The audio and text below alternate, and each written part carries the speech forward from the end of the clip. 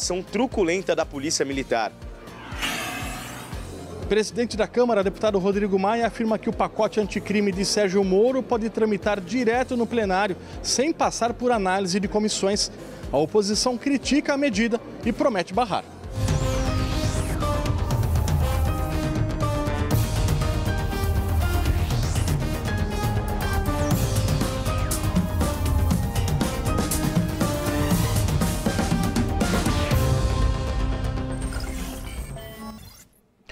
Sabatinado hoje no Senado, o ministro da Justiça, Sérgio Moro, defendeu o pacote anticrime, que modifica 14 leis e mexe inclusive no Código Penal. As propostas tramitam na Câmara dos Deputados, onde recebem críticas da oposição. Veja na reportagem de Welson Kalinowski. No Senado, o ministro da Justiça, Sérgio Moro, não foi pressionado por uma maioria de parlamentares da bancada governista em sabatina na manhã desta quarta-feira. Falou rapidamente da agenda de ações do Ministério e em seguida teve liberdade para explicar pontos dos 3 projetos do chamado pacote anticrime, que alteram regras da Justiça Eleitoral, trazem mudanças nas execuções de penas e condenações e propõem políticas de combate ao crime organizado e ao Caixa 2. Eu vou trabalhar para que o projeto seja aprovado. Apesar da sabatina no Senado, as atenções do ministro da Justiça estão voltadas aqui para a Câmara, onde o pacote anticrime aguarda para iniciar tramitação.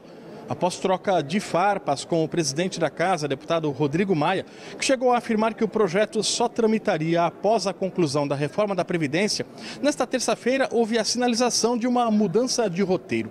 Maia disse que o pacote pode ser encaminhado direto para a votação do plenário principal, sem passar por qualquer comissão, após uma análise por 90 dias realizada por um grupo de trabalho. Mas o projeto seria analisado conjuntamente com outros sobre o mesmo tema. Entre eles, um pacote anticrime do ministro do Supremo Tribunal Federal, Alexandre de Moraes. A oposição, na Câmara, garantiu que, com ou sem mudanças, a proposta precisa obrigatoriamente passar pelas comissões. Essa declaração do Rodrigo Maia faz parte do jogo do governo Bolsonaro. Ele quer que tramite, em primeiro lugar, a Previdência. E como ele teve um atrito com o Sérgio Moro nessa questão, ele quer passar pano quente nessa história e, então, através do grupo de trabalho, em vez de passar pelas comissões de mérito, convocar audiências públicas e tal, ele está querendo levar direto para o plenário, com o que nós não concordamos. Sem diálogo não tem como fazer. Isso é uma coisa que são gravíssima, quando trata de segurança pública, diz respeito às nossas vidas, a tua vida, a minha, a de cada um de nós. E nós não podemos deixar de debater. Não dá para esconder isso para baixo do tapete e nem para tapar o sol com a peneira. Nós temos que colocar luzes no debate para que todos fiquem sabendo quem é quem. O pacote anticrime de Moro também foi alvo de uma audiência pública. Segundo os deputados, as propostas têm várias falhas, como, por exemplo, o incentivo das prisões em massa, sem efetivamente combater os fatores que elevam a criminalidade. Na verdade, é uma medida para aumentar o encarceramento. E aumentando o encarceramento, a consequência disso é aumentar a criminalidade. Os Estados Unidos, que fez essa política anos atrás, está voltando para trás, está desencarcerando. Por quê? Porque é uma política equivocada. Portanto, esse pacote nós vamos trabalhar para derrotá-lo aqui no Congresso Nacional. 55 anos depois do crime, a Justiça Federal reconheceu o tenente-coronel da Aeronáutica, Alfeu de Alcântara Monteiro, assassinado no dia 4 de abril de 1964, como a primeira vítima da ditadura instalada em 31 de março. Finalmente, a Justiça constatou, a pedido do Ministério Público e de organizações de defesa dos direitos humanos, que Monteiro não foi morto em legítima defesa, ao contrário da versão oficial.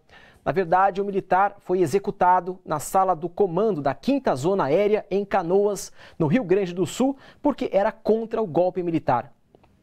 A Associação de Juízes pela Democracia afirma que um golpe jamais pode ser festejado como quer Jair Bolsonaro. Em nota, os juízes chamam de inacreditável que um governo que se pretenda democrático exalte um período obscuro da nossa história. O documento lembra que a data verdadeira do golpe foi 1º de abril, o dia da mentira. Jair Bolsonaro cancelou a visita que faria na manhã de hoje à Universidade Presbiteriana Mackenzie, em São Paulo, depois de ficar sabendo que os estudantes preparavam um escracho para recepcioná-lo. Mesmo sem o alvo dos protestos, os universitários realizaram o ato anti-Bolsonaro.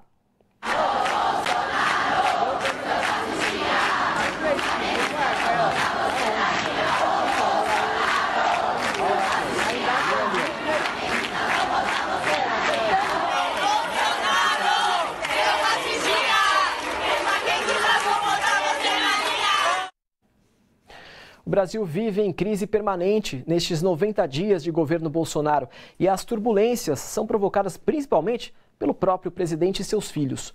O comentarista político José Lopes Feijó observa que, enquanto Bolsonaro tenta governar pela internet, os problemas do país seguem sem solução.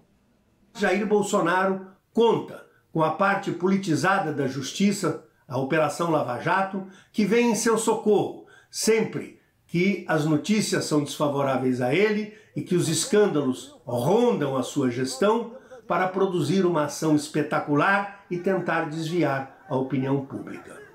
É isso que nós estamos vivendo neste momento no Brasil.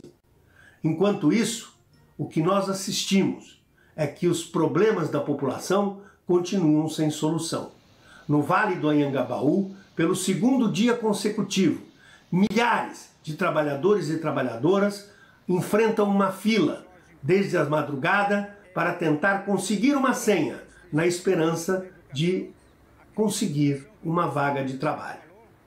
É o retrato de um país onde o desemprego é alto, onde o subemprego campeia, onde a informalidade avança, onde os direitos são destruídos, sem que nenhuma política de governo seja voltada para atender a esta tão importante demanda da população.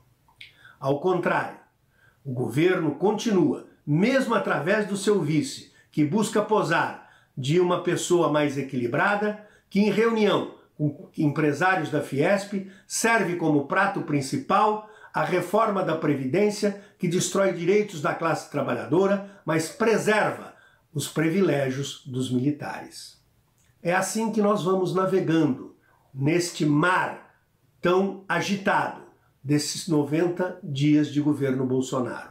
E para coroar, um governo que quer atacar a Venezuela, alegando que ali está uma ditadura, determina que nos quartéis desse país se comemore o golpe de 1964, ou seja, a instalação de uma ditadura sangrenta que perseguiu e desapareceu com opositores, que sequestrou crianças que foram adotadas e até hoje muitos sequer sabem que foram sequestrados seus verdadeiros pais, seja comemorado.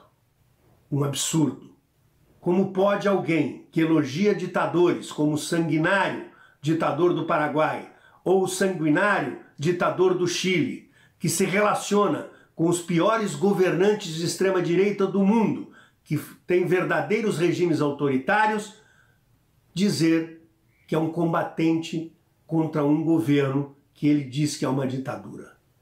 É assim, entre políticas de destruição de direitos, crise permanente, elogios a ditaduras, que vai o governo Jair Bolsonaro. Há quem diga que essa crise é intencional, para provocar um verdadeiro estado de caos que justifique o endurecimento do regime. Todos aqueles que lutam e querem um país democrático precisam estar atentos e lutar para restaurar o Estado democrático de direito e fazer prevalecer a democracia, que neste momento claramente está sendo atacada. O presidente da Câmara, Rodrigo Maia, quer conversar sobre a medida provisória do financiamento sindical. Maia convidou representantes das centrais sindicais para uma reunião na terça-feira para tratar da MP que alterou as regras para financiar as entidades. A medida publicada durante o Carnaval veta o desconto em folha da contribuição sindical e determina a cobrança por boleto. Vários sindicatos já conseguiram liminares na Justiça, tornando sem efeito essa medida do governo. A Ordem dos Advogados do Brasil e o Ministério Público do Trabalho já se manifestaram pela inconstitucionalidade da medida provisória, que deverá ser julgada pelo Supremo Tribunal Federal. A população indígena voltou às ruas hoje em mais um ato contra o governo Bolsonaro. Desta vez, os índios protestaram contra a extinção e o sucateamento da SESAI, a Secretaria Especial de Saúde Indígena. Os protestos foram realizados em mais de 20 estados e na capital federal. Em diversas cidades, com faixas e cartazes, indígenas pediram respeito do governo federal.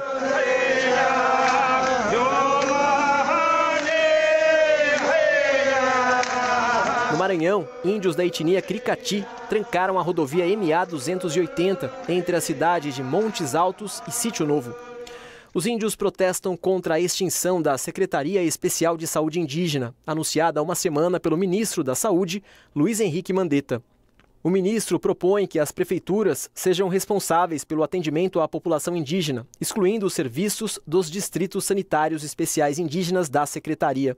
O subsistema de saúde foi criado em 1999, após a luta dos índios por um atendimento que leva em consideração a crença, a espiritualidade e a força da medicina natural, utilizada pelas comunidades.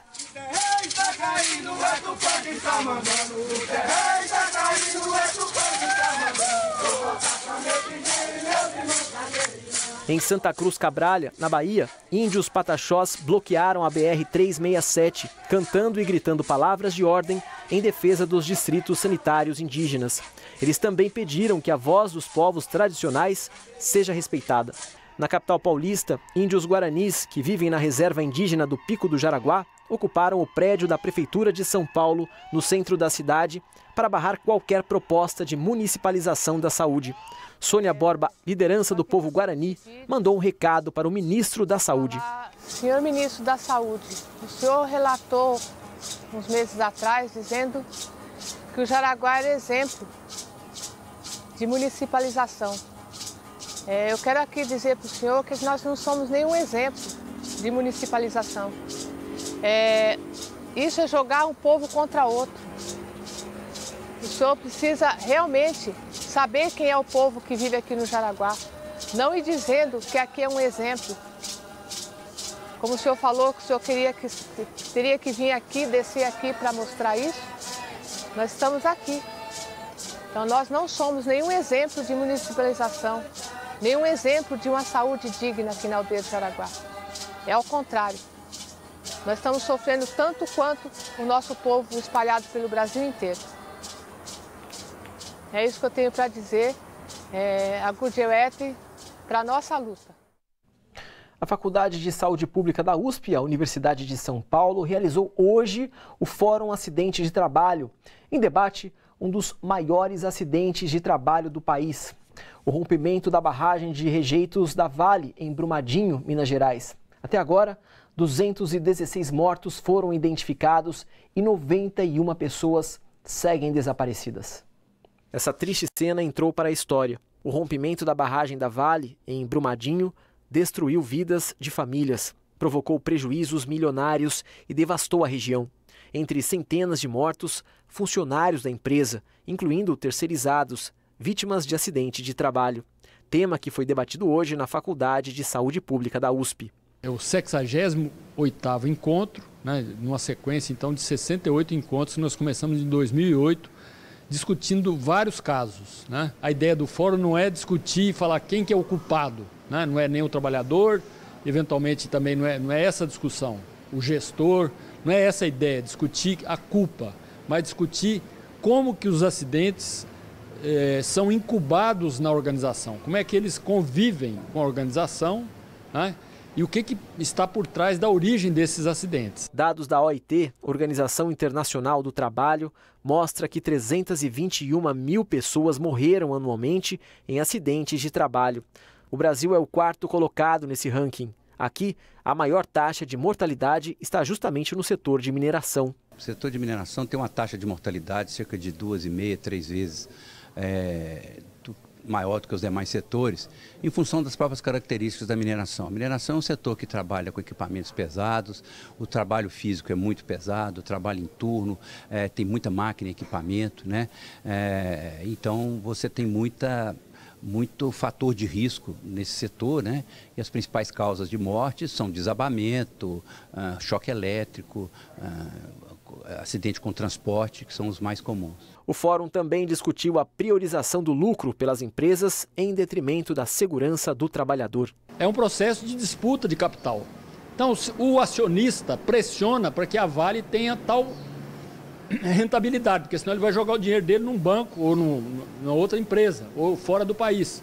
Então, essa pressão dos acionistas recai sobre as empresas, que tem que tirar mais com menos. Esses aspectos organizacionais do investimento, né, os aspectos da cultura de segurança, os aspectos de como as pessoas conversam na empresa. Será que um dos palestrantes explorou muito bem isso? Será que a técnica tinha soberania? Já existiam evidências da instabilidade antes que ela acontecesse. Só que esses sinais não foram escutados.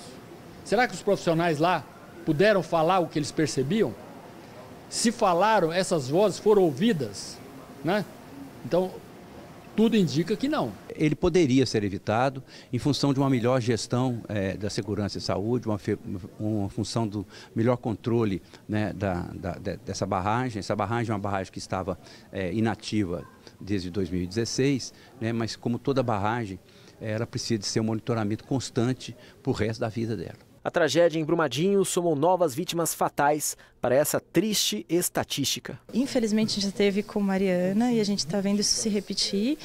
E numa luta por justiça pelos atingidos, para que eles sejam ouvidos em suas necessidades, né? O impacto na cidade de Brumadinho é muito grande. Eu estive lá e eu posso dizer para você que existem regiões que pararam no dia 25 de janeiro e que a vida não continuou. Mais uma vez, uma reintegração de posse determinada pela Prefeitura de São Paulo em comunidade da capital termina em tragédia. Localizada às margens da Radial Leste, o local foi incendiado um dia antes da retirada das famílias. Uma pessoa morreu. Veja na reportagem de Leandro Chaves. 4 dias após o incêndio que destruiu a favela do Cimento, na região do Belenzinho, zona leste de São Paulo, os moradores desabrigados reclamam do descaso do poder público e da ação truculenta da polícia militar durante a remoção das famílias. Este homem, que não quis se identificar, ficou com hematomas na perna depois de ser atingido por uma bala de borracha. Eu estava retornando, eu tentei salvar 2 carrinhos de supermercado que eu tinha, né, que às vezes quando não tem serviço eu pego reciclagem, e o policial disse que estava fechado. Eu falei, mas senhor, eu só preciso pegar esses 2 carrinhos. O que houve? Ele me impediu e desnecessariamente ele efetuou um disparo com bala de borracha. A Corregedoria da Polícia Militar de São Paulo está investigando denúncias de agressões que teriam sido praticadas por policiais. Já estava prevista, na área atingida pelas chamas, uma ação de reintegração de posse que foi cumprida na manhã de domingo, dia seguinte ao incêndio. Precisava de respostas que não são as respostas que vieram. Fogo, cacetada, ferimentos, morte de animais, morte de pessoa, muita gente espalhada, sem lugar nenhum, tudo mal feito, tudo feito com improvisação, tudo feito em cima da hora. A única coisa que vale para os moradores que fazem buzinaço festejando o sofrimento do povo, para o judiciário e para a administração, é a aparência. Hoje pela manhã, alguns desabrigados recebiam roupas e alimentos na paróquia São Miguel Arcanjo, na Moca. Este morador, que também prefere não mostrar o rosto, dormia quando o fogo começou e não conseguiu salvar nada. Eu quase fui queimado vivo. A hora que eu vi, o fogo já estava alastrado. Eu estava dormindo na hora, foi às 6 horas mesmo. Eu estava dormindo, a hora que eu vi, o fogo já estava quase entrando dentro do meu barraco lá. Segundo o levantamento oficial da Prefeitura, cerca de 215 famílias viviam na favela do Cimento. Entre elas, 66 crianças. A Silvia morou lá durante 6 anos e acabou perdendo tudo no incêndio. Agora ela tenta reconstruir a vida aqui neste galpão alugado, no bairro da Moca. Eu perdi tudo. Material de escola dos meus filhos, roupa do meu filho, tudo. Quase ia perdendo meus filhos. Depois do intervalo, o ministro da Economia ameaça deixar o governo se reforma da Previdência não for aprovada. A gente volta já.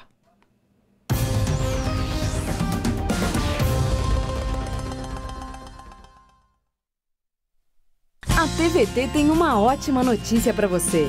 É que a gente acabou de fechar uma parceria com uma grande rede de distribuição de remédios de uso diário e perfumaria também. E o melhor, preços que cabem no seu bolso e comodidade. É só fazer o seu pedido pelo site bomparatodos.net ou no WhatsApp, que em pouquíssimo tempo tudo chega na sua casa, rapidinho. É bom para você, é bom para todos. Parceria tem nome, bomparatodos.net. Muito bem, TVT-nautas, deixa eu ler algumas mensagens que vocês mandam para cá. E tem um TVT-nauta que sempre participa, que é o Eduardo Selga. Ele falou o seguinte, dessa vez: a população está deixando muito claro sua insatisfação, enquanto o governo Bolsonaro fica cada vez mais inviável. Obrigado, Eduardo, pela companhia e pela participação mais uma vez, viu? A Rosana Lopes falou o seguinte: finalmente o Mackenzie do lado do certo. E o Francisco Chaves Trigueiro falou o seguinte: a ditadura nunca mais, e que não aceitamos, ele fala que não aceitamos que nenhum governo exalte a peça, a volta de algo tão ruim. Depois eu leio, no segundo intervalo eu leio mais comentários que vocês mandam para cá, para a web. Até daqui a pouco.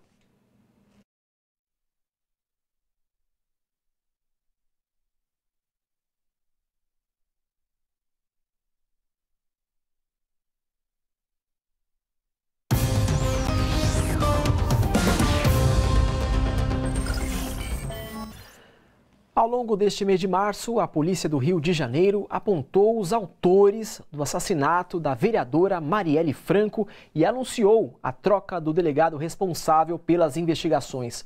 O sociólogo José Cláudio Souza, professor da Universidade Federal Rural Fluminense, analisa o caso Marielle e o poder das milícias. A meu ver, a retirada desse delegado é a prova de que o poder das milícias é muito maior do que a gente possa imaginar. Eles interferem de uma tal maneira que faz com que todo o processo seja bloqueado, seja manipulado, seja esvaziado. E tudo isso que possa estar trazendo informações muito mais assustadoras, muito mais dramáticas, muito mais comprometedoras das estruturas de poder político, tanto estadual como federal, essa possibilidade ela é anulada, ela é bloqueada. E, a meu ver, é disso que se trata, esse comportamento. Ele não tem justificativa.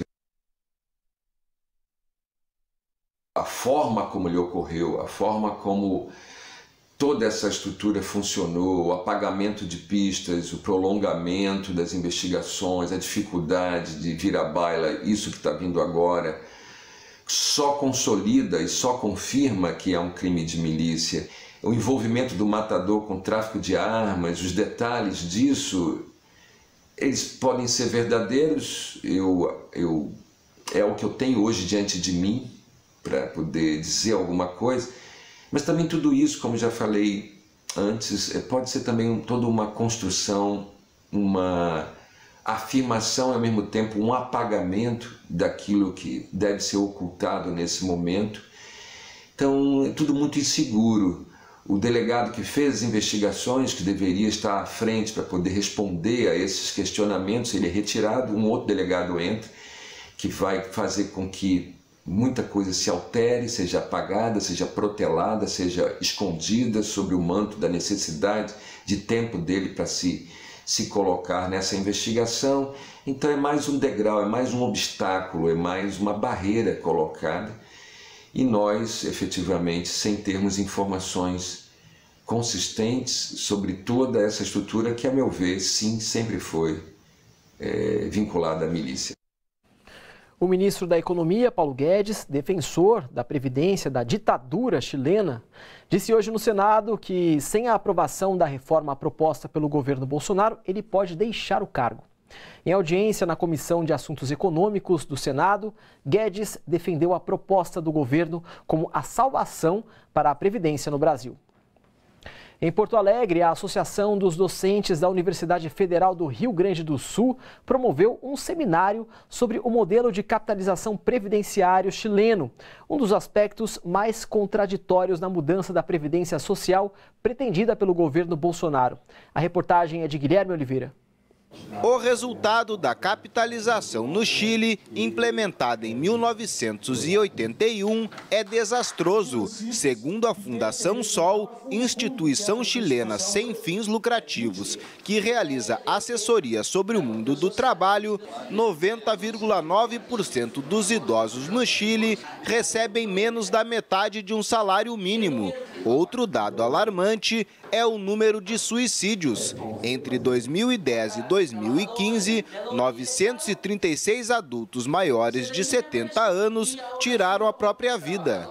Nós estamos aqui para fazer um cotejo, uma comparação entre a reforma da proposta por Paulo Guedes para nós e a reforma chilena, o sistema de capitalização de aposentadoria, que levou um grande contingente de idosos abaixo da linha da miséria. De acordo com o advogado chileno, o modelo de capitalização fracassou no Chile porque junta os fundos de cotizações dos trabalhadores e depois de 40 anos de trabalho, esse fundo se converte em subvenção, é individual. Então, os trabalhadores, por problemas de mercado de trabalho, como informalidade e desemprego, não conseguem juntar uma quantidade suficiente. Esses fundos são administrados por empresas privadas, que administram e investem esses fundos para que obtenham uma rentabilidade no mercado, como ações. Então, se a rentabilidade é baixa, como ocorre nos últimos 10 anos no mundo, esses fundos não crescem e, portanto, quando o trabalhador se aposenta, sua pensão tem uma taxa de retorno de salário como ativo próxima a 20, 25%. Quer dizer, se o trabalhador ganhava R$1.000, passa a ganhar R$250. A indignação popular no Chile deu origem ao movimento No Más, que luta por um regime de pensões administrado pelo Estado. Estão voltando o que eles chamam do regime de reparto, que é a repartição simples, que é o nosso regime. Ou seja, estão numa perspectiva diferente da nossa, né? Estão querendo sair e nós estamos não querendo entrar. De acordo com o advogado, hoje no Chile esse movimento é multitudinário. No próximo domingo, 31 de março, está convocada uma passeata nacional, onde se espera a participação de mais de 2 milhões de pessoas que lutam por um novo sistema de previdência no Chile. A Central Única dos Trabalhadores se prepara para a 4ª edição da Conferência Nacional da CUT, que este ano será em Belo Horizonte, Minas Gerais. O encontro vai direcionar as políticas da Central junto aos sindicatos. Para falar mais sobre o evento, eu converso com a Rosane Bertotti, secretária de formação da CUT. Rosane, boa noite, seja bem-vinda aqui ao seu jornal. Boa noite a você, boa noite a todos que estão nos assistindo e dizer que é uma alegria sempre poder voltar a esta casa que divulga o mundo do trabalho, a ação dos trabalhadores e das trabalhadoras. Tá certo, seja sempre bem-vinda. E qual que é a importância desse evento, Rosane? Bom, o mundo do trabalho vem se transformando rapidamente. Nós dizemos o que muitos chamam de 4ª Revolução Industrial. E quando a gente fala esse tema, parece que é um tema que atinge apenas a indústria. Mas veja bem, eu sou agricultora, por exemplo. O tema da transformação do mundo do trabalho, da 4ª Revolução Industrial, mexe com todas as categorias. Há uma transformação do mundo do trabalho em curso. Novas tecnologias, novas formas de trabalho, várias outras relações e os trabalhadores precisam discutir estas relações. E como, a partir dessas transformações, nós vamos organizar os trabalhadores, construir as nossas organizações e também defender os nossos direitos. Então, a 4ª Conferência Nacional de Formação, ela tem um pouco este objetivo. A formação, ela é um dos pilares de uma organização. Então, esta 4ª conferência, à luz do debate do futuro do mundo do trabalho, qual é o futuro do mundo do trabalho e qual é o trabalho do futuro que vamos ter, nós vamos então estar realizando de 27 a 31 de maio, no Sesc Venda Nova, a nossa 4ª Conferência Nacional de Formação. Tá certo. Esse é o momento de alicerçar diretrizes da CUT, Rosane? Bom, Também? Também. Então, como nós estamos falando, nós somos da 4ª conferência, né? Sempre quando a gente fez uma articulação, uma mudança de participação da Política Nacional de Formação, realizou-se uma conferência. Então, quando nós fizemos em 99, foi feito a discussão sobre o debate da qualificação profissional. Em 2000, foi feito o debate sobre alfabetização e o espaço de como vamos alfabetizar os trabalhadores e as trabalhadoras. Ou seja, cada ano é uma temática. E a conferência não é anual, ela é conforme os períodos, ela é mais um momento de tomada de decisão. Né? E tivemos então em 2006 uma conferência que debateu política pública, participação social, e fazem 13 anos que nós não temos conferência.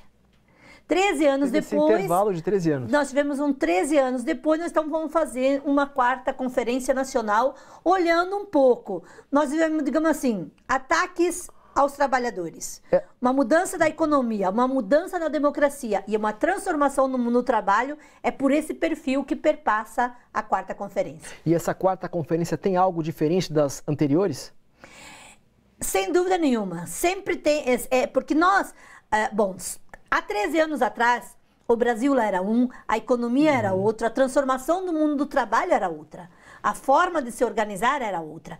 Então, olhando a história nossa da Central Única dos Trabalhadores, que é uma história de muitos avanços, de muitas conquistas da luta dos trabalhadores, mas também a partir dessa história, nos aponta muitos desafios. Como vamos organizar os trabalhadores no local de trabalho se mudou os locais de trabalho?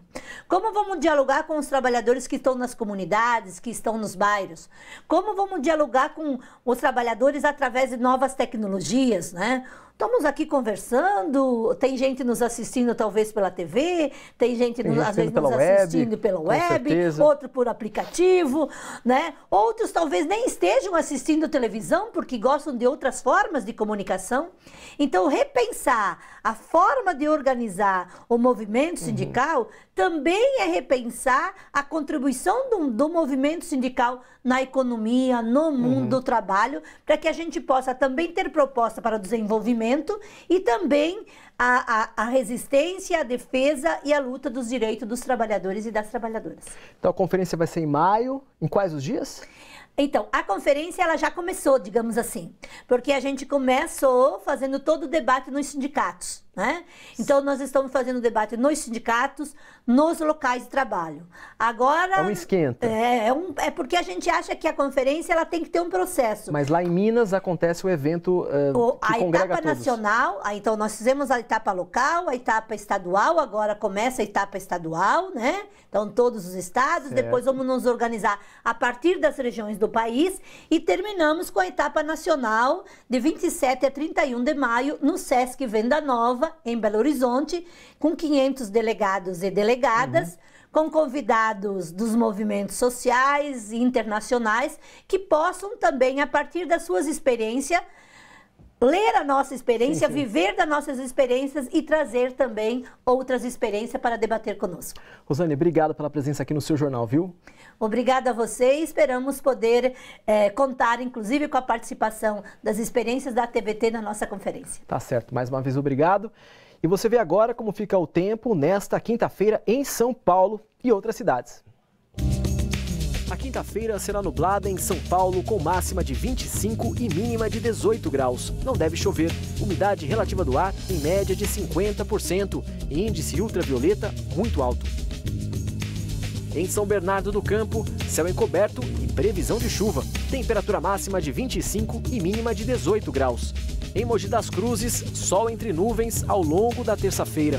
Há possibilidade de chuva. Temperatura máxima de 24 e mínima de 18 graus. Já em Brasília, pancadas de chuva ao longo do dia. Temperatura máxima de 26 e mínima de 19 graus.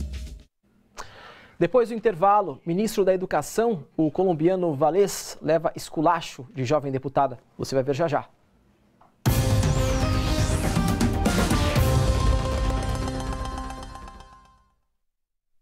A TVT tem uma ótima notícia para você. É que a gente acabou de fechar uma parceria com uma grande rede de distribuição de remédios de uso diário e perfumaria também. E o melhor, preços que cabem no seu bolso e comodidade. É só fazer o seu pedido pelo site bomparatodos.net ou no WhatsApp, que em pouquíssimo tempo tudo chega na sua casa, rapidinho. É bom para você, é bom para todos. Parceria tem nome, bomparatodos.net. Muito bem, queridos TVTnautas, vamos ler mais comentários aqui de vocês. A Isabel Cristina falou assim: a polícia no Brasil é sinônimo de truculência e maldade, como se a população não fosse a responsável por garantir seus salários. A Célia Araújo também deixou recado, falou o seguinte: realmente, nessa reforma da Previdência, só os bancos e os que têm pacotes de capitalização vão ganhar. O povo só perde. Daqui a pouco eu leio mais comentários no final do jornal.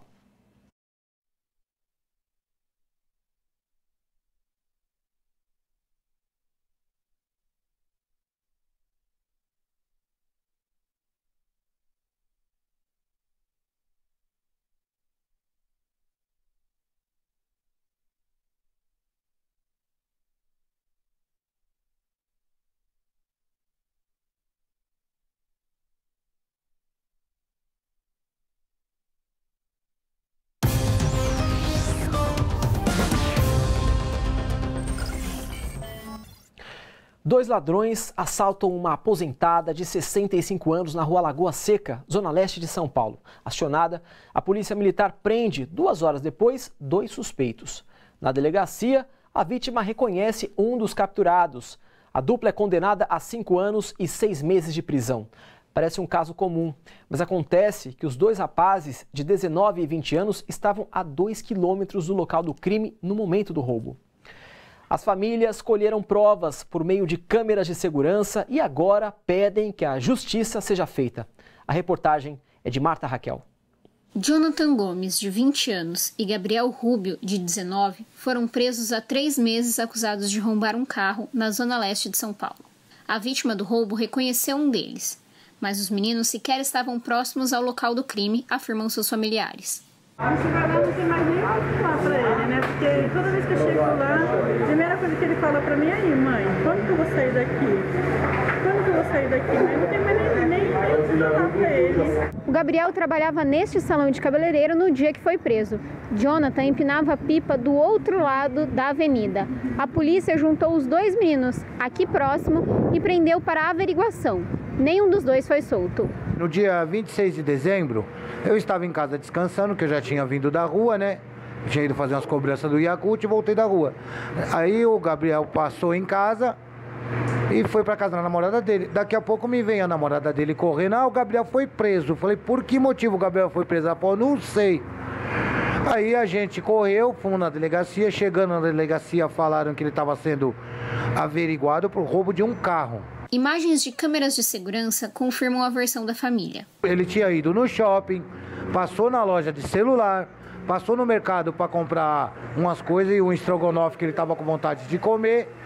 Aí nesse momento ele veio subindo a rua Monte Cardoso, desceu na minha casa, deu o chinelo que estava no pé dele pro irmão dele e levou o chinelo que ele comprou e as coisas do mercado que ele comprou.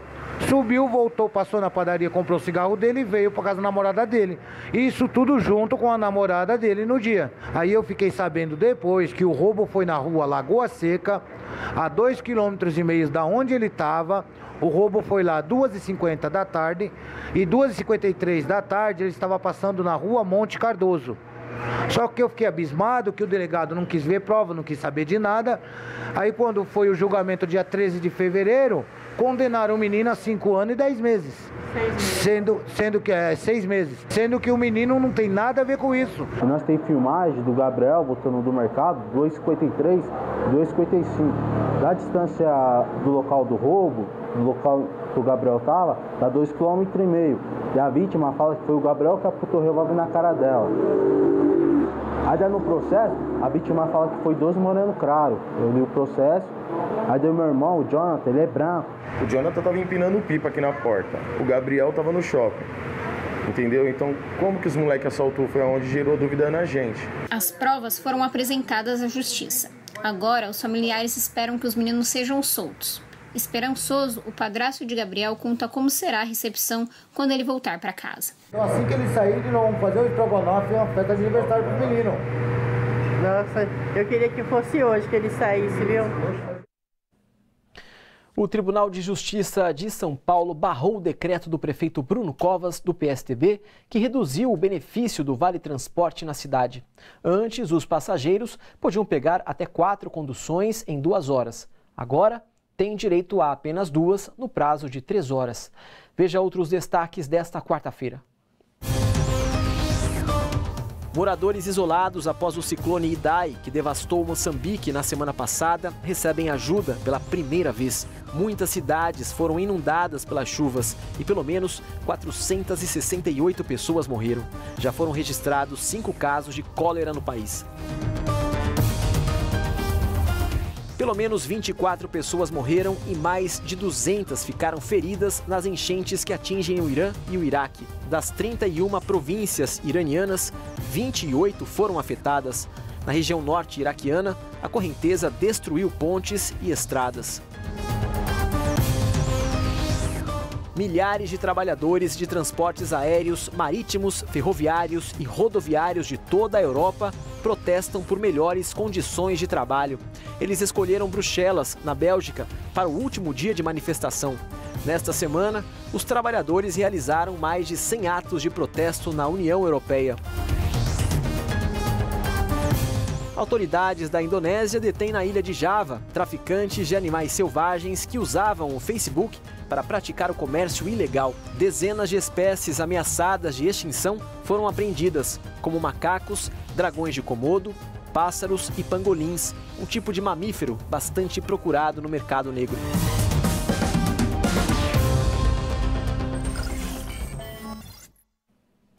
Não foi das mais exitosas a passagem do ministro Vélez Rodrigues hoje pela Comissão de Educação da Câmara. Primeiro, ele ouviu do deputado federal Ivan Valente, do PSOL, que não tem condições de ser ministro da Educação e, por isso, deveria renunciar ao cargo. Depois, o ministro colombiano também foi duramente criticado pela jovem deputada Tabata Amaral, do PDT, de 26 anos e no primeiro mandato. Em um trimestre, não é possível que o senhor apresente um PowerPoint com 2, 3 desejos para cada área da educação.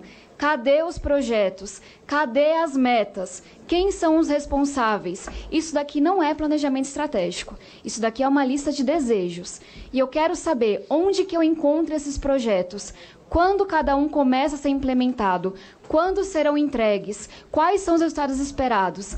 São 3 meses, a gente consegue fazer mais do que isso. Manifesto encaminhado por juristas ao Superior Tribunal de Justiça pede a liberdade do ex-presidente Lula. O manifesto é assinado por 464 juristas e advogados, entre os quais Pedro Serrano, Lênio Streck, Dalmo Dallari, Fábio Conder Comparato e Carol Proner. Eles argumentam que Lula é vítima de injustiça e da violência praticada pelo Estado.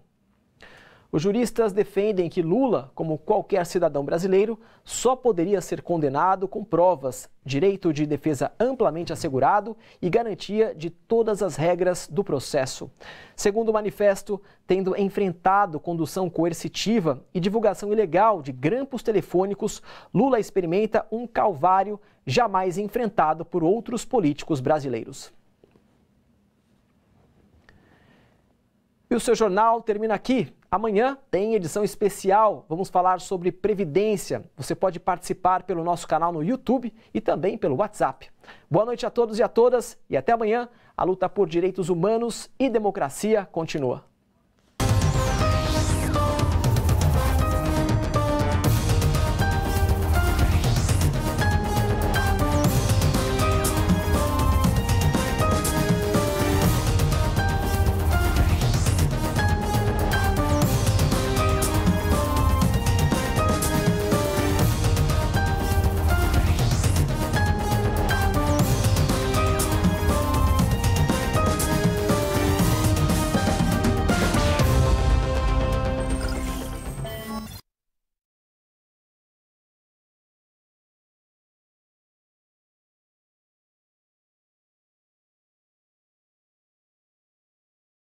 Muito bem, pessoal, último momento aqui para ler os comentários de vocês. Tem a Vera Araújo, ela falou o seguinte: Tabata Amaral e Ivan Valente acabaram com o ministro da Educação hoje no Congresso.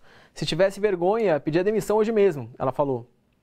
Gente, obrigado pela participação de vocês. Seu jornal volta amanhã, pontualmente às 7 horas. Amanhã é uma edição especial. Eu conto com a sua companhia. Espero você. Até lá. Tchau.